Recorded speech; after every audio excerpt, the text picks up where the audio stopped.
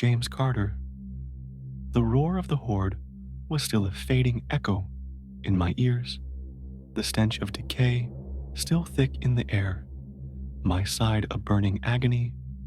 But then the headlights hit us, two blinding beams cutting through the gloom of the ruined street outside the village, pinning us in their unforgiving glare. Solid steel and harsh light, a stark, brutal contrast to the organic horror of the creatures we just fought through.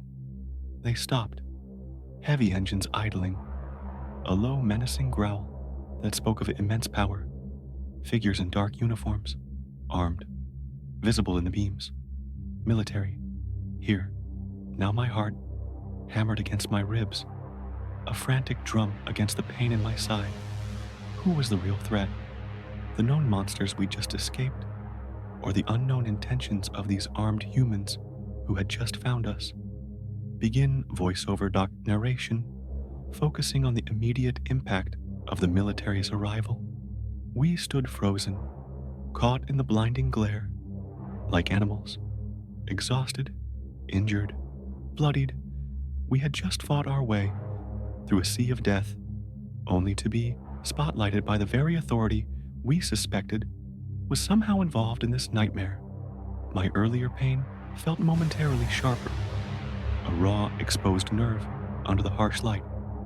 Artem was beside me, rigid with a new kind of fear, his young face pale, haunted eyes wide, not from the horde anymore, but from the sudden, overwhelming presence of organized human power.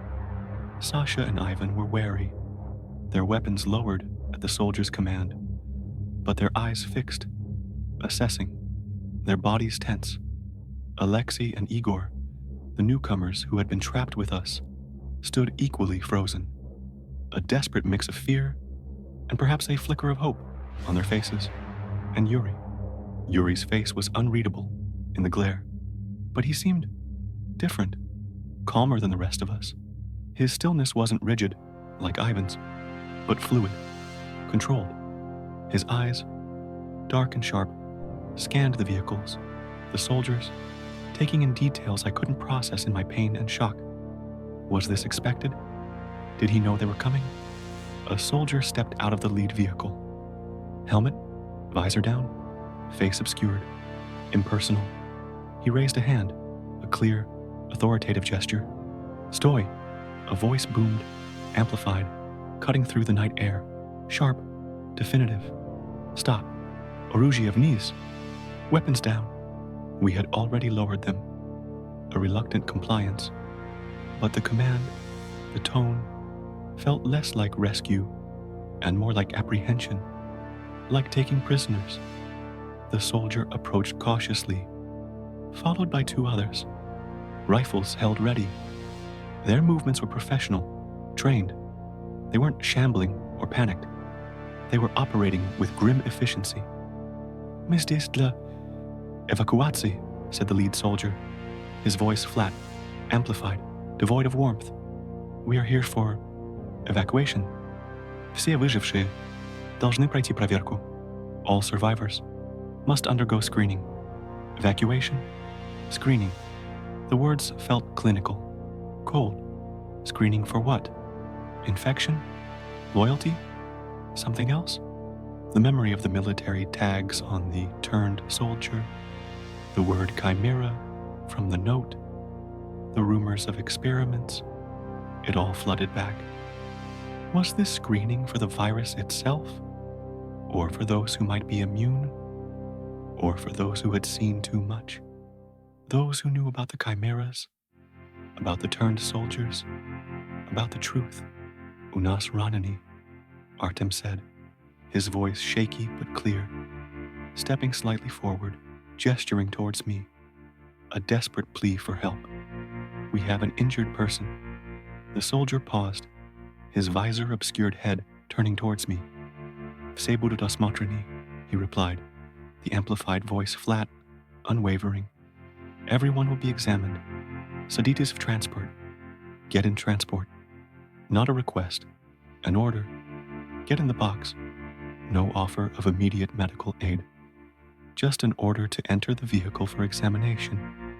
The way they said it, the cold authority, felt less like salvation and more like being rounded up, like being taken into custody.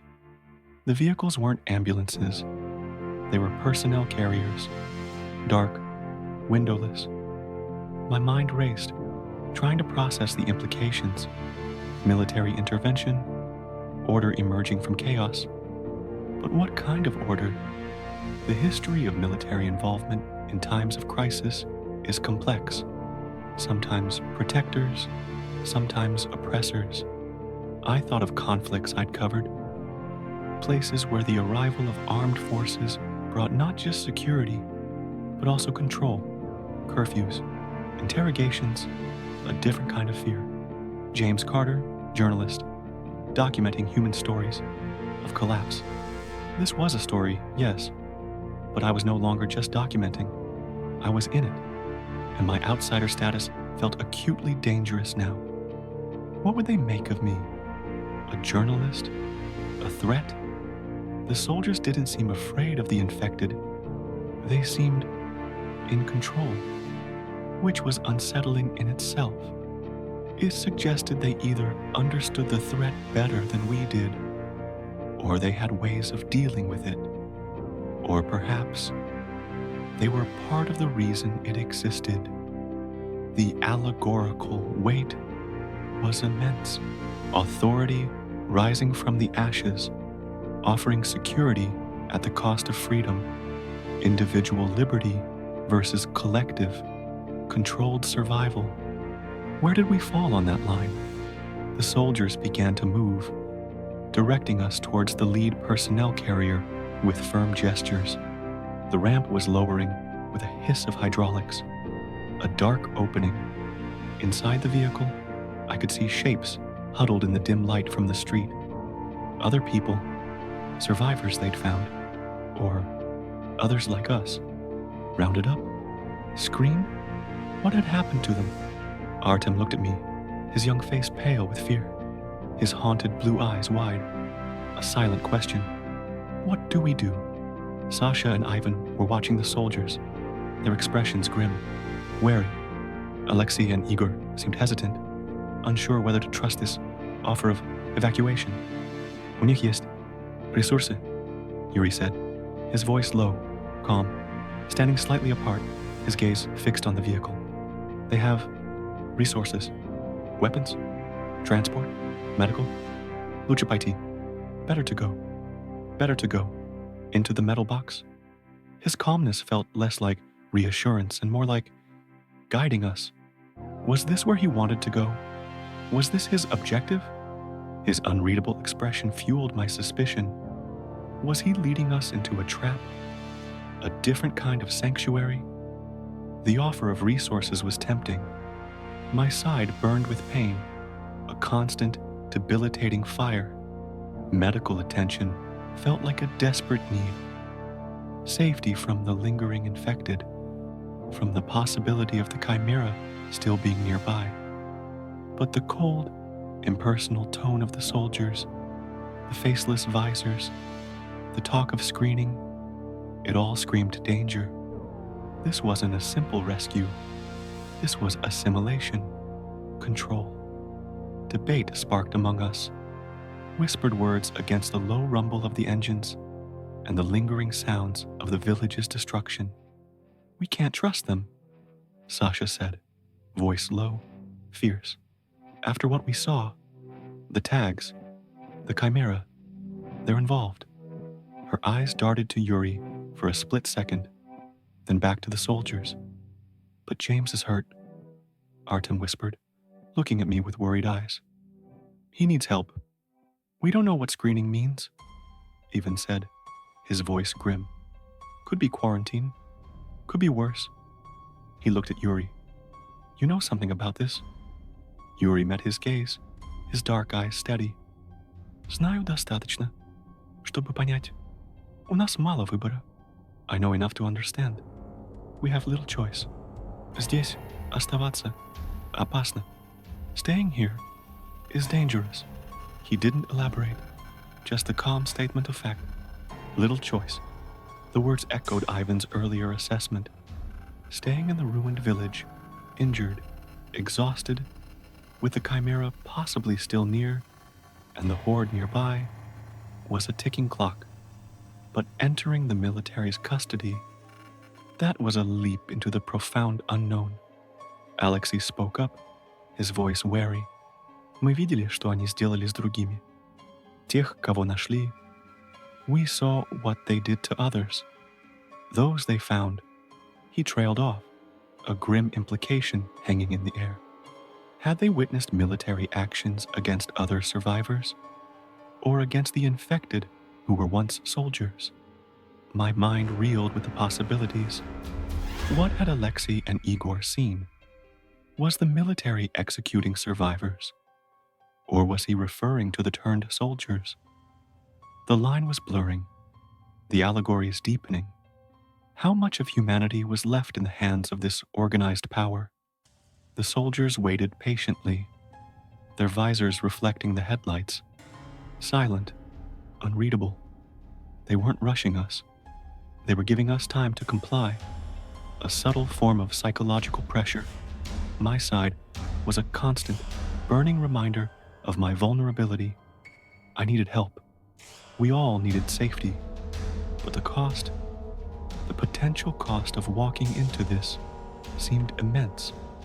My journalist's instinct screamed for caution, for documentation from the shadows.